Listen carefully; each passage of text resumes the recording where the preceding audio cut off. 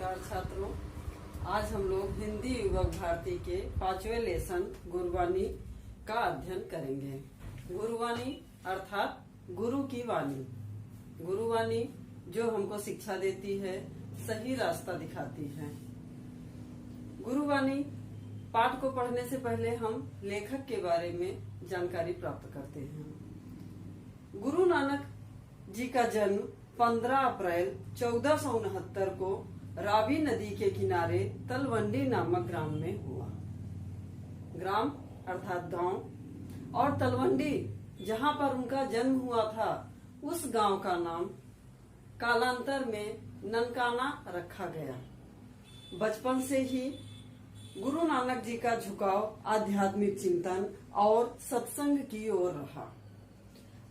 इनके व्यक्तित्व में दार्शनिक, योगी, गृहस्थ, धर्म सुधारक और समाज सुधारक और कवि के गुण पाए जाते हैं।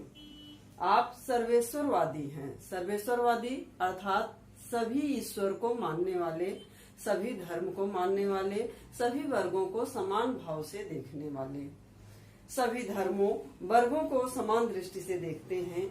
आपने विश्व बंधुत्व के विचार की पुष्टि की है।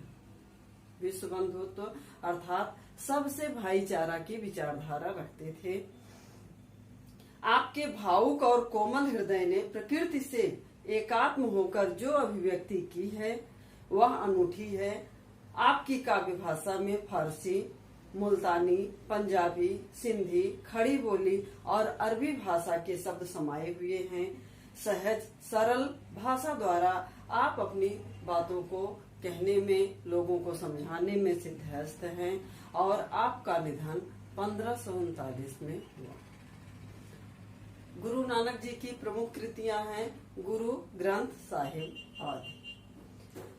विधा परिचय पद काव्य रचना की एक गेय शैली है। गेय अर्थात जो भी कविता है इनकी, वो उसको हम गाकर पढ़ते हैं।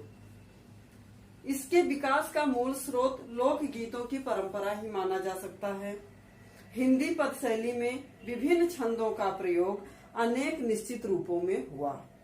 हिंदी साहित्य में पद शैली की दो निश्चित परंपराएं मिलती हैं। एक है संतों की शबद और दूसरी कृष्ण भक्तों की परंपरा। इस पाठ में अब हम पाठ परिचय के बारे में जानते हैं कि इस पाठ में जो दोहे हैं तथा पदों में गुरु नानक ने गुरु की महिमा, कर्म की महानता, सच्ची शिक्षा आदि विषयों पर अपने विचार व्यक्त किए हैं। मनुष्य के जीवन को उदात्त और चरित्रवान बनाने में गुरु का मार्गदर्शन, मनुष्य के उत्तम कार्य और सच्ची शिक्षा का बहुत बड़ा योगदान रहता है। गुरु द्वारा दिया जाने वाला ज्ञान ही मनुष्य की सबसे बड़ी पूंजी है। अर्थात गुरु जो ज्ञान देता है वही सच्चा ज्ञान होता है। गुरु हमको लौकिक, भौतिक, आध्यात्मिक सारे ज्ञान को देता है और संसार मनुष्य की जाति का नहीं अपितु उसके उत्तम कर्मों का सम्मान करता है। मनुष्य का श्रेष्ठत्व उसके अच्छे कर्मों से सिद्ध होता है, न कि उसकी जाति अथवा वर्ग से। गुरु नानक ने कर्म कांड और बाह्य आडंबर का विरोध किया। खास करके मूर्ति पूजा का इन्होंने खंडन किया था। गुरु वाणी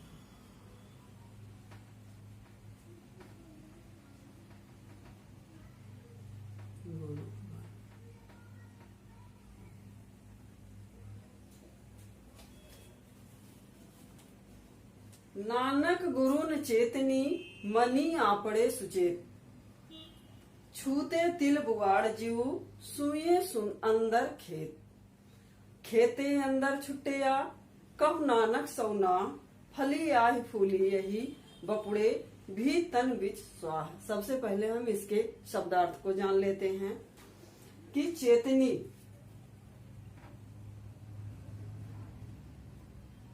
चेतनी अर्थात चेतना,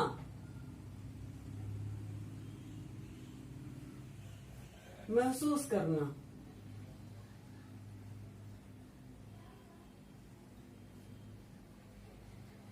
महसूस करना। आपड़े अपने,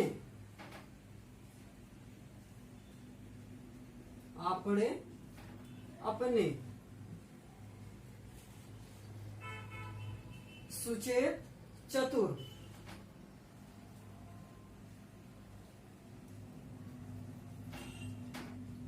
चतुर, मन, मन,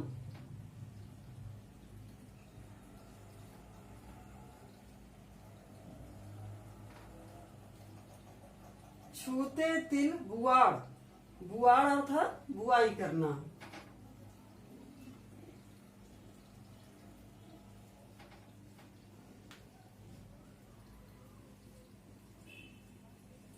बुआई करना,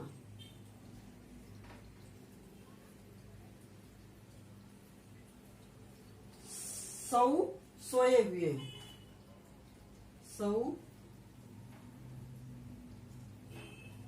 सोए हुए,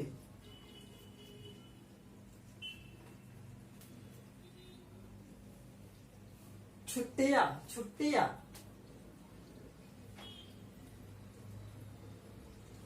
छुट्टिया अर्थात छूटे पड़े हैं,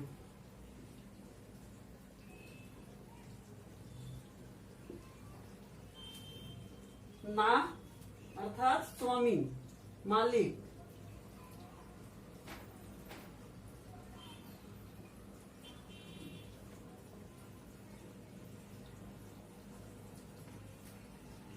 फली आई फूलिए ही बपुड़े, बपुड़े अर्थात बिचारे,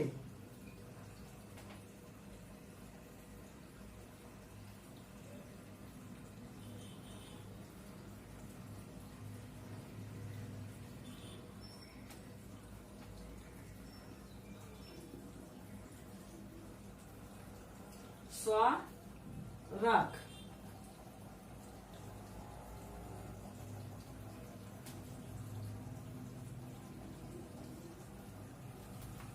गुरु नानक जी इस दोहे में गुरु की महत्ता का वर्णन करते हुए बताते हैं कि नानक गुरु न चेतनी मनी आपड़े सुचेत। नानक जी कहते हैं कि जो लोग गुरु की बातों को नहीं मानते हैं, उनके बताए सिद्धांतों का पालन नहीं करते हैं, अपने आप को ही चतुर मानते हैं, मनी आपड़े सुचेत, छूते तिल बुआड़ जीव सुए अंदर खेत, अर्थात वो वैसे ही होते हैं, उनके कर्म ऐसे ही होते हैं जैसे किसी खेत में अगर मालिक किसी फसल को नहीं बोता है और अपने आप ही तिल उगाती है, अर्थात उसका कोई देख रेख करने वाला नहीं होता है, ऐसे ही खेत में पड़े रहते हैं।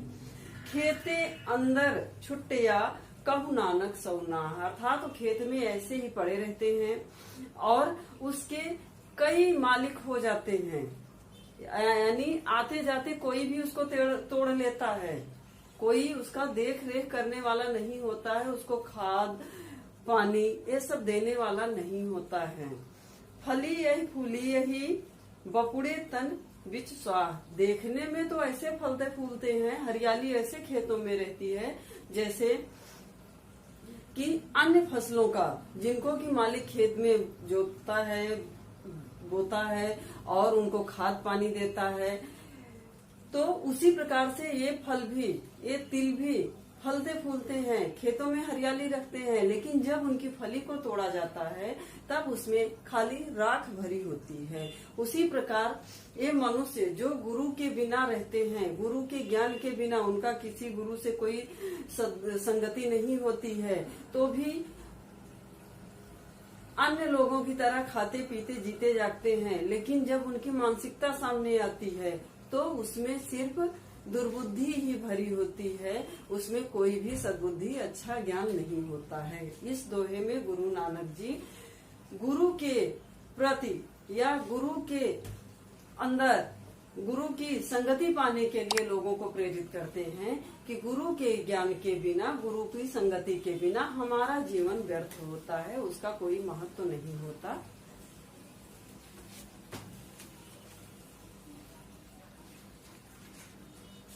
अब हम लोग दूसरे दोहे की तरफ चलते हैं।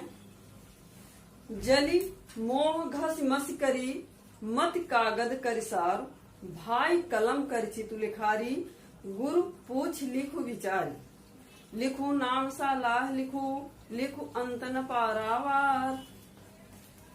पहले हम इनके शब्दार्थ को जानते हैं।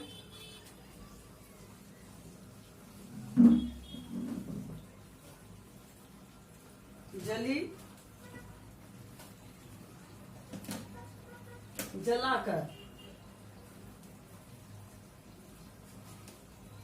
जलाकर, घस घीस कर,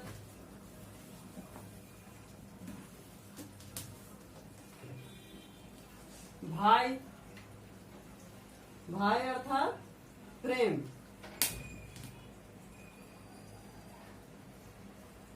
सार बढ़िया,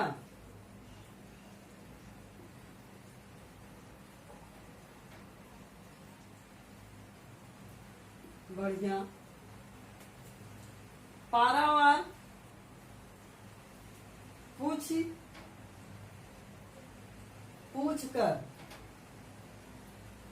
पूछ कर, और पारावार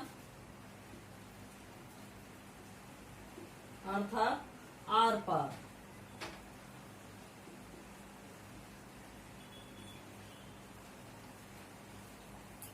जली मोह घस मस करी मत कागद कर सार भाई कलम कर चितु लिखारी गुर पूछ लिखु विचार। नानक जी कहते हैं कि अपने मन में जो भी दुर्बुद्धि है, जो कुबुद्धि